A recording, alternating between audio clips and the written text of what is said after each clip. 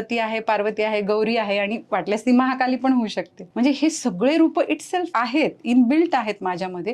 तर मग मला कोणत्या वेळेला कोणती शक्ती जागृत करायची हे शिकल्यामुळं काय झालं, की कुठेच काहीच अडचण येत नाही. म्हणजे आता माझ्या घरामध्ये छोटा मुलगा आहे, 85 वर्षाच्या सासूबाई आहेत, एक मोठा मुलगा आहे, मिस्टर आहेत आणि बाकी सगळं म्हणजे सगळ्या गोष्टी सांभाळता येतात. पण ते मला खूप इझी वाटतं. म्हणजे ते करताना कधी चिडचिड, त्रागा असं काहीच होत नाही. म्हणजे मी पण ह्या सगळ्यांमधून गेलेली आहे. ऑलरेडी माझी पण सुरुवातीचे म्हणजे लग्नानंतरचे जे 10-12 वर्ष असतात, मनाप्रमाणे गोष्टी न घडणं किंवा काही गोष्टी आवडत नाहीये, जुळवून घेणं.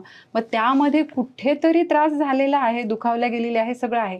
पण मग जशी ह्या सगळ्या शास्त्रांसोबत मी कनेक्ट होत गेले, की मग कळत गेलं की नाही, प्रॉब्लेम तिकडे नाही झालेला, प्रॉब्लेम इकडे झालेला आहे. सो इथे नीट केलं की तिथे नीट होईल. सो प्रत्येक वेळेस स्वतःवर काम करणं, स्वतःला अपग्रेड करणं आणि हे करूनच मग तो बॅलन्स मला साधता आला.